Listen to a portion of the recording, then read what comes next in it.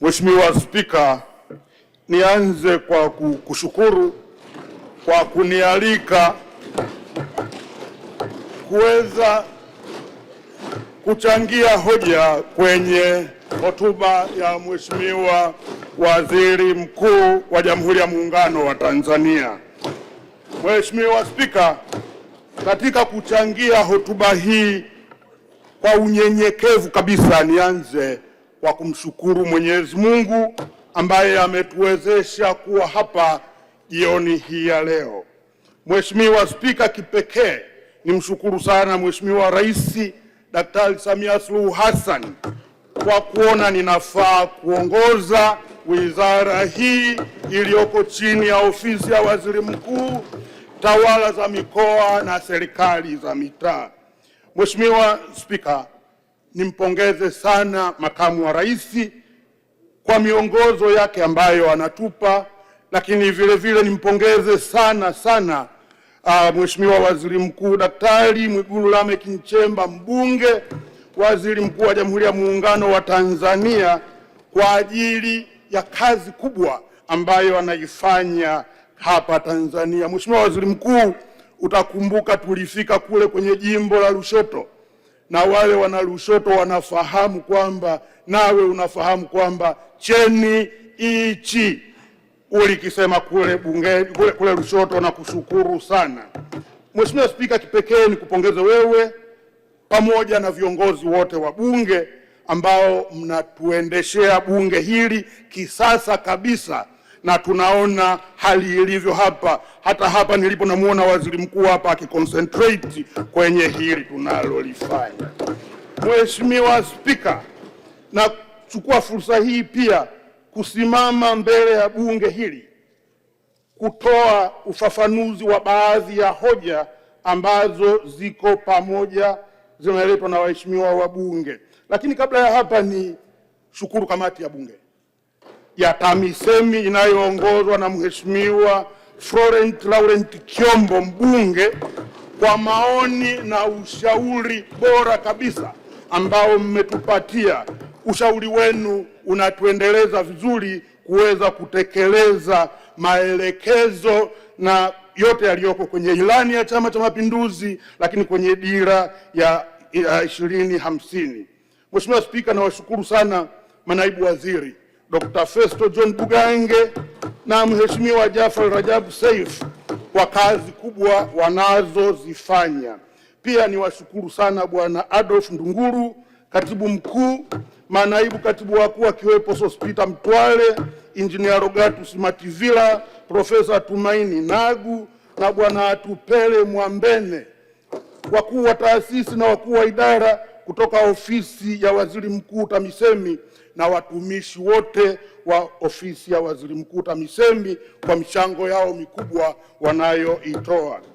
Mheshimiwa Spika, mwisho, ingawa sio kwa umuhimu, na washukuru sana wakuu wa mikoa, makatibu tawala wa mikoa, wakuu wa wilaya, makatibu tawala wa wilaya, wakurugenzi wa mamlaka za serikali za mitaa na watumishi wote walioko kwenye ofisi hizi, kwa sababu bila wao kazi kule chini zisingekuwa zinaweza kufanyika.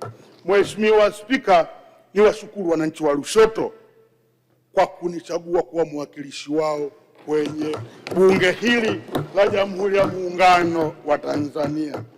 Mheshimiwa Spika, nichukue fursa hii sasa kusimama mbele ya bunge hili ili kutoa ufafanuzi wa baadhi ya hoja za waheshimiwa wabunge. Mheshimiwa Spika, tumepata michango ya wabunge waliochangia TAMISEMI 120, ikiwepo michango 118 ya mazungumzo na michango miwili iliyoletwa kwa maandishi. Mheshimiwa Spika, kwenye hii michango yote hoja tumezigawa kwenye maeneo 14. Mheshimiwa Spika, hoja ya kwanza ni serikali kutakiwa kutenga fedha kwa ajili ya ukarabati wa shule chakavu nchini, hususan kwenye majimbo ya Hai, Temeke, Same, Bunda, Lushoto, Ludewa, na sasa hivi tumesikia pia kutoka kwa Profesa Pius Yanda kule Buhigwe.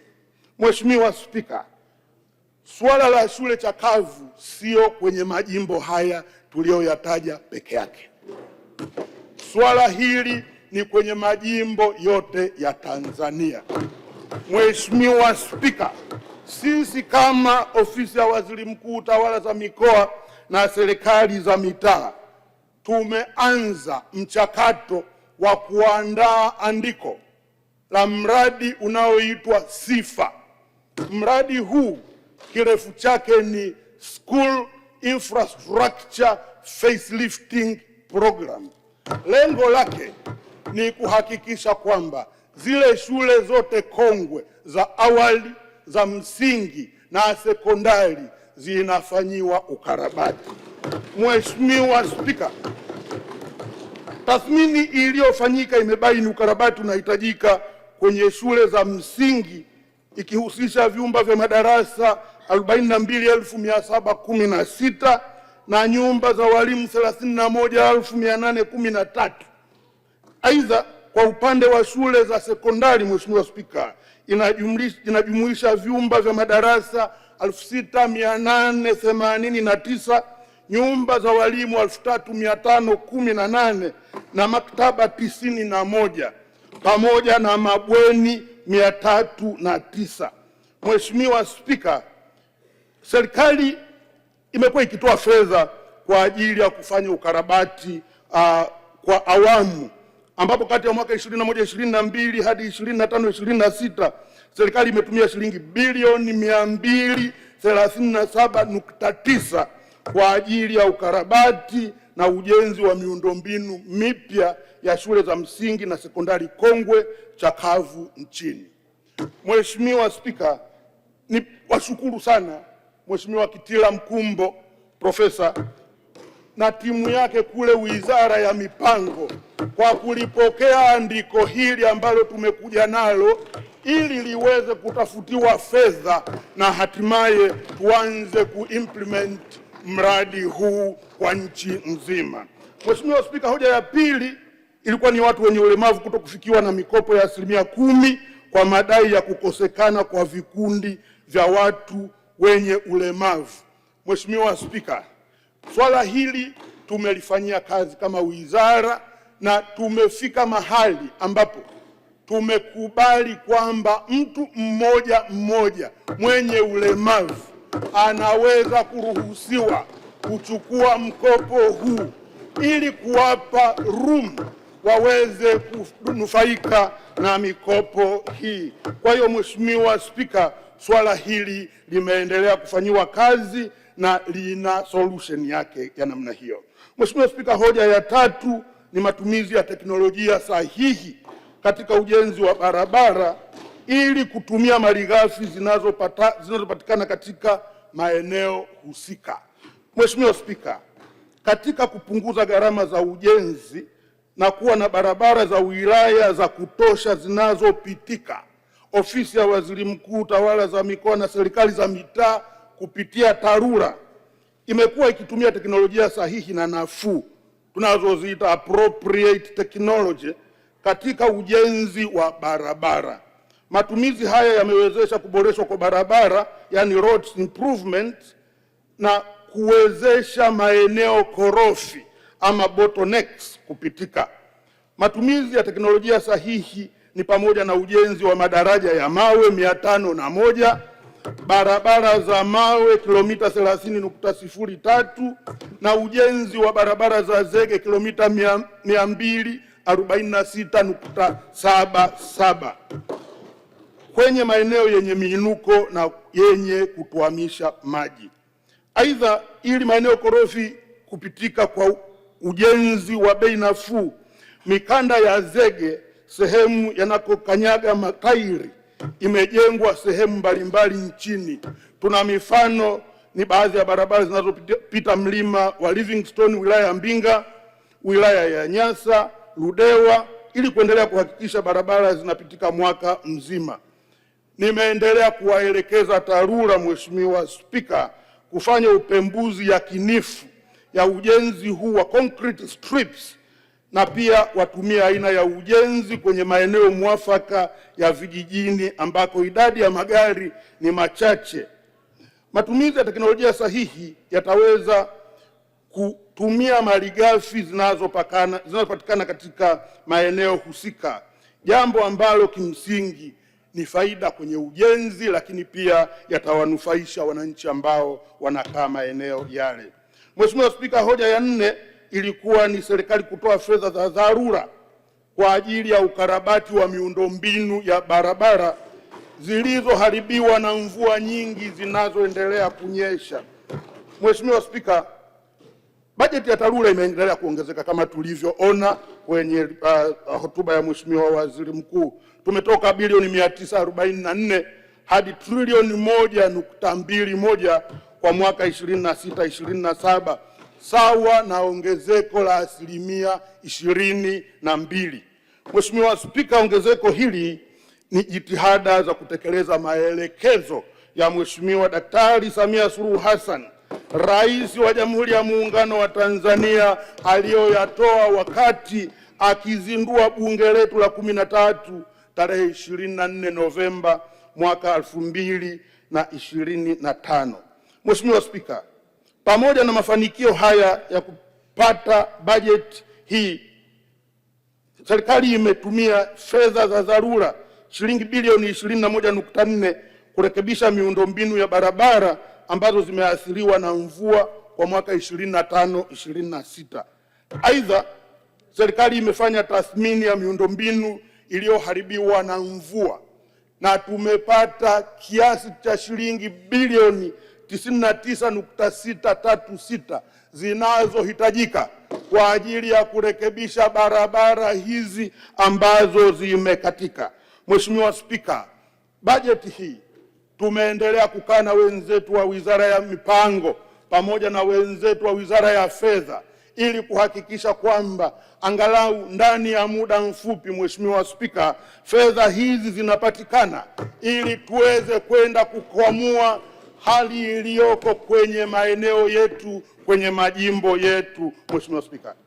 Mheshimiwa Spika, hoja ya 5 ni serikali kutenga fedha kwa ajili ya kukamilisha maboma ya elimu na afya kabla ya kuanza miradi mipya.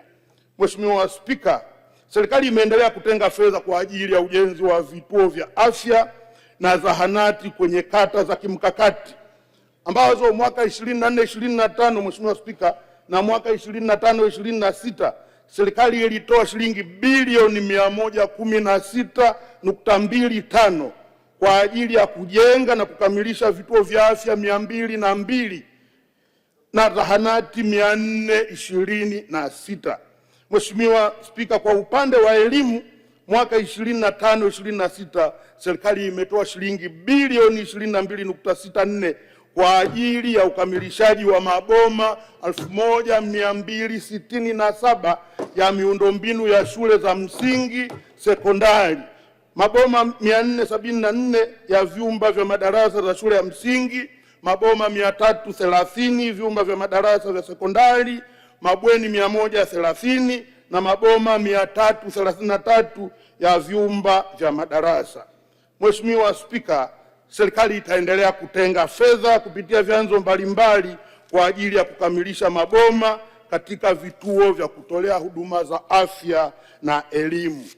Mheshimiwa Spika, hoja ya 6 ilikuwa ni ofisi ya Waziri Mkuu, tawala za mikoa na serikali za mitaa zisimamie halmashauri zinazokusanya mapato ya ndani yanayozidi shilingi bilioni 10, waweke 10% kuzipeleka kwenye ujenzi wa barabara zao.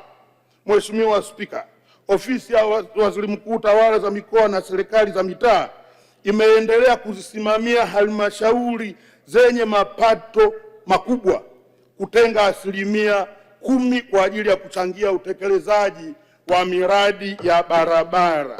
Mheshimiwa Spika, katika mwaka 26-27 shilingi bilioni 61.238 zimetengwa na halmashauri 16 zenye mapato yanayozidi shilingi bilioni 10 kwa ajili ya ujenzi na ukarabati wa barabara. Halmashauri hizo ni jiji la Dar es Salaam shilingi bilioni 14.5, Kinondoni Municipality shilingi bilioni 8, Dodoma jiji shilingi bilioni 7, Arusha jiji shilingi bilioni 7, Temeke Municipality shilingi bilioni 6.5, Ubungo shilingi bilioni 3.2, Chalinze shilingi bilioni 2.225, Tunduma shilingi bilioni 1.8, Tanga shilingi bilioni 1.8, Mwanza shilingi bilioni 1.7, Mbeya shilingi bilioni 1.4, Kigamboni shilingi bilioni 1.3, Geita shilingi bilioni 1.2, Ilemela shilingi milioni 950, Morogoro Municipality shilingi milioni 840, na Mkuranga kwa ndugu yangu Ulega shilingi milioni 800. Mheshimiwa Spika, zipo halmashauri nyingine ambazo ziko kwenye kundi la kuchangia, hazipo kwenye kundi la kuchangia asilimia 70 kwenye miradi ya maendeleo kutoka kwenye mapato yao ya ndani. Halmashauri hizi pia tumezielekeza angalau zitenge kiasi cha fedha kwa ajili ya kwenda kurekebisha barabara.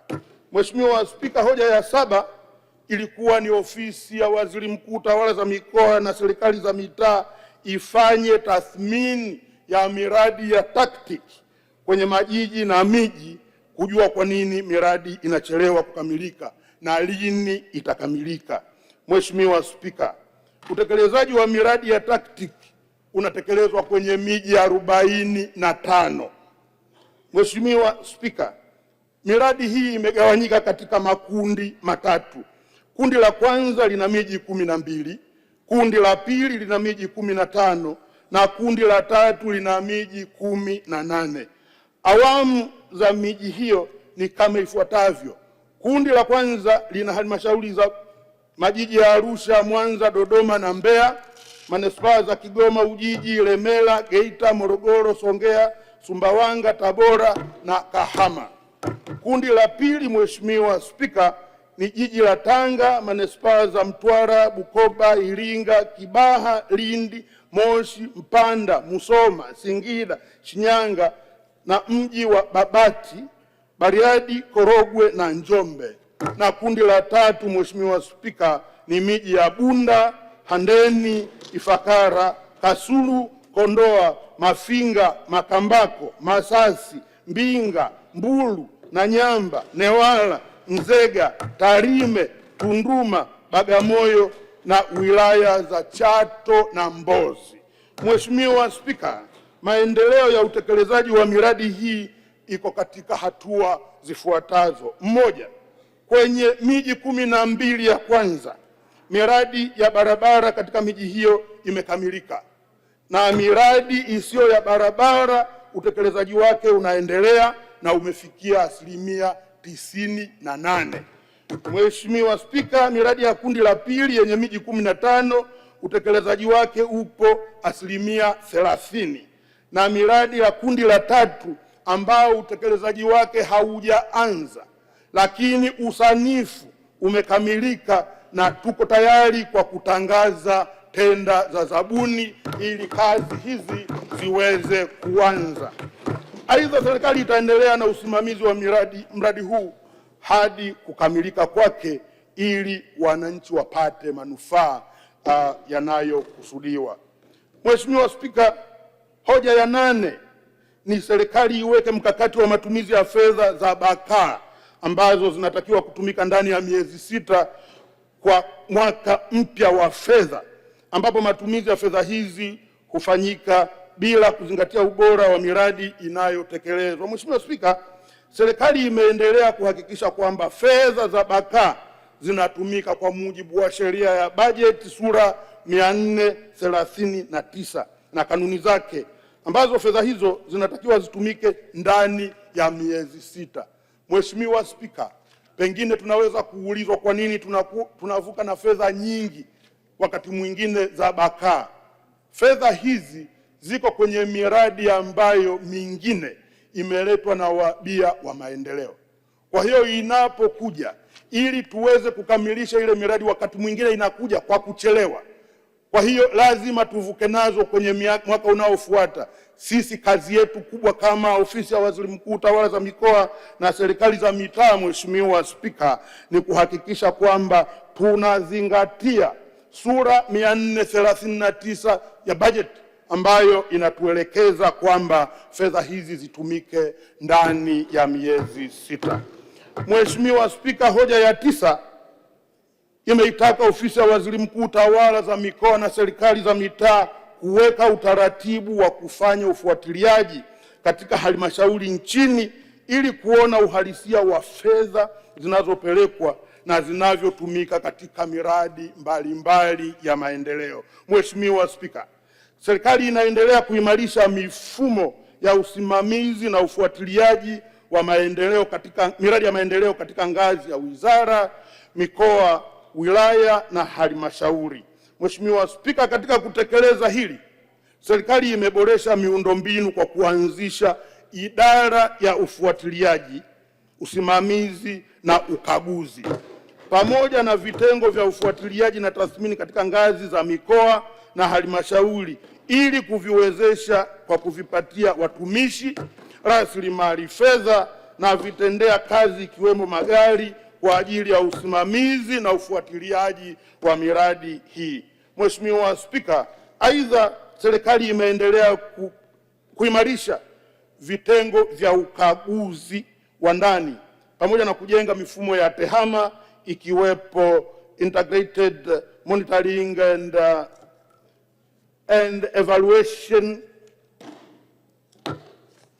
systems IMES, mfumo wa mpango na bajeti tunaoita PlanLab, na mifumo ya matumizi ngazi ya halmashauri na vituo vya kutolea huduma. Tuna mfumo unaitwa Tausi na mfumo unaitwa FALS. Mheshimiwa Spika, hoja ya 10 ni serikali iangalie utaratibu wa kutumia miundombinu ya ghorofa kwenye maeneo yenye changamoto ya upatikanaji wa maeneo. Mheshimiwa Spika, serikali imeanza utaratibu wa ujenzi wa miundombinu ya ghorofa katika maeneo yenye ufinyu wa ardhi ya miundombinu ya kutolea huduma za afya na elimu. Mheshimiwa Spika, tuna mifano mizuri kwenye jiji la Dar es Salaam, lakini vile vile na manispaa zake kule Dar es Salaam. Tumejenga shule za magorofa kule, tumejenga vituo vya afya vya gorofa. Mheshimiwa Spika, mfano wa maeneo yaliyoanza utekelezaji huo kama nilivyosema ni Dar es Salaam, Mwanza, Arusha, Dodoma, manispaa za Temeke, Ubungo na Kinondoni pamoja na halmashauri ya mji wa Tunduma anapotokea Mheshimiwa Silinde. Aidha, kabla ya kuanza utekelezaji wa ujenzi huo, halmashauri zinatakiwa kuwasilisha michoro ili kupata idhini ya kuendelea na ujenzi. Kwa hivyo halmashauri zenye uwezo wa kujenga majengo hayo, Mheshimiwa Spika, hata leo kama uko tayari zilete michoro hiyo na wenzetu hapa wizarani wataipitia michoro hiyo na kuhakikisha kwamba tunatoa vibali majengo hayo yaendelee kujengwa. Mheshimiwa Spika, hoja ya 11 ni watumishi walipwe gharama za matibabu walizozitumia wanapowasilisha madai. Mheshimiwa Spika, swala hili lilitolewa mfano kwa mwalimu anaitwa Medritsi Gabriel Bukala ambaye alitumia kiasi cha shilingi milioni 41, lakini fedha hizi hatukuwa tumefahamu kwamba amezitumia kwa sababu alikuwa hajaleta applications za kwake za kuwa refunded. Mheshimiwa Spika, tumelichukua hili na tumeshapeleka hazina kuomba refund ya mwalimu huyu aweze kurejeshewa gharama zake. Aidha, gharama za usafiri wa kwenda na kurudi hospitali kwa mtumishi huyo, Mheshimiwa Spika, zililipwa na halmashauri wakati wa matibabu yake. Mheshimiwa Spika, hoja ya 12 ni ofisi ya Waziri Mkuu, tawala za mikoa na serikali za mitaa iharakishe ukamilishaji wa sera ya ugatuzi wa madaraka, yani D/D, ili kuzipa nguvu za utekelezaji mamlaka za serikali za mitaa.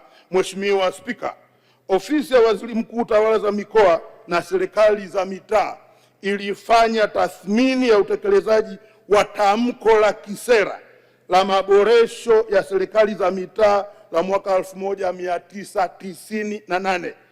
Tathmini hiyo ilipendekeza kutungwa kwa sera ya taifa ya ugatuzi ambayo, Mheshimiwa Spika, rasimu yake iko katika ngazi za maamuzi na mapendekezo ya rasimu ya sera hiyo yamezingatia mahitaji ya sasa ya mamlaka za serikali za mitaa.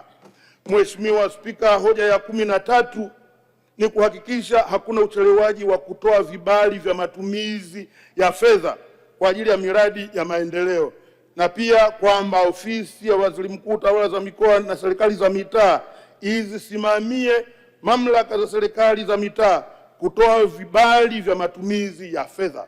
Mheshimiwa Spika, Ofisi ya Waziri Mkuu, Tawala za Serikali za Mitaa inaendelea kuzisimamia halmashauri kwa ajili ya kuhakikisha miradi inatekelezwa kwa wakati, ikiwemo kutoa vibali vya matumizi ya fedha kwa haraka. Aidha, Mheshimiwa Spika, Ofisi ya Waziri Mkuu, Tawala za Serikali za Mitaa na Tawala za Mikoa na Serikali za Mitaa imeendelea kuboresha mifumo ya kielektroniki, ikiwemo kupokea taarifa za miradi na mabadiliko ya vifungu vya matumizi ya fedha, yani reallocation, kwa ajili ya kurahisisha utekelezaji wa miradi ya maendeleo katika mamlaka za serikali za mitaa. Mheshimiwa Spika, vile kwa kushirikiana na PPRA, wizara imeendelea kutoa mafunzo ya mfumo wa NeST kwa watumiaji 9678 walioko kwenye mamlaka za serikali za mitaa, ikiwepo makandarasi wa ndani. Mheshimiwa Spika, wizara itaendelea kufanya ufuatiliaji wa utekelezaji wa miradi katika mamlaka za serikali za mitaa ili kuhakikisha hakuna ucheleweshaji wa utoaji wa vibali vya utekelezaji wa miradi katika ngazi za halmashauri na vituo vya kutolea huduma za afya na elimu.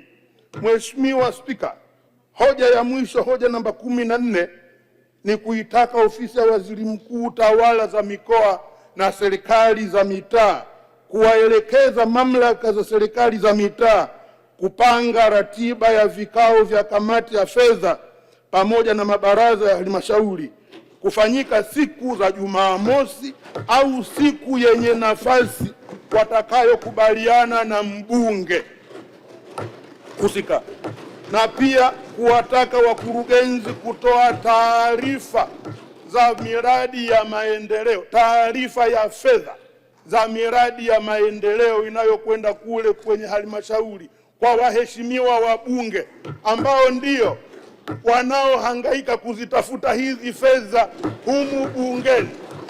Mheshimiwa Spika, Ofisi ya Waziri Mkuu, Tawala za Mikoa na Serikali za Mitaa imekuwa ikisisitiza vikao vya kamati za fedha na mabaraza kufanyika siku za Jumamosi au siku yenye nafasi watakayokubaliana na mheshimiwa mbunge. Mheshimiwa Waziri Mkuu Daktari Mwigulu Lameck Nchemba ametoa maelekezo haya mara kwa mara, na mimi leo nisisitize kwamba maelekezo ya Mheshimiwa Waziri Mkuu tutaendelea kuyafuatilia. Na Mheshimiwa Waziri Mkuu, nitaomba unipe kibali kwa wale ambao watakiuka maelekezo haya ambayo umeyatoa hapa bungeni, basi tuweze kuchukua hatua za kinidhamu ama hatua za kiutumishi. Mheshimiwa Spika, lengo letu ni kama Mheshimiwa Rais alivyotuelekeza, kupeleka tabasamu kwa Watanzania, na tutapeleka tabasamu hii kama wote tutashirikiana kuhakikisha kwamba tunatekeleza miradi ya maendeleo kwa kadiri fedha zilivyotolewa hapa ndani. Mheshimiwa Spika, mwisho kabisa niwashukuru tena wananchi wa jimbo la Lushoto. Nimshukuru mke wangu mpendwa Bi Rahel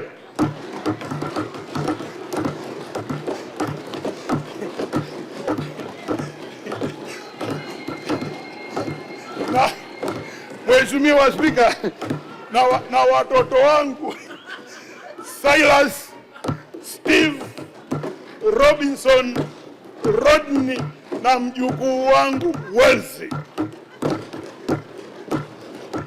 Mheshimiwa Spika, nimelileta hili pia ili kumwambia Mheshimiwa Baba Levo kwamba huku Dodoma sina watoto.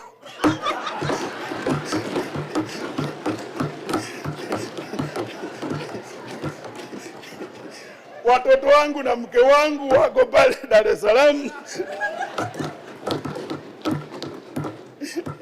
na wengine wakiwa shule za boarding, na kaka yao mkubwa na mke wake na mjukuu wangu wako Arusha. Kwa hiyo ulichokisema Baba Levo umentilia shot kule nyumbani.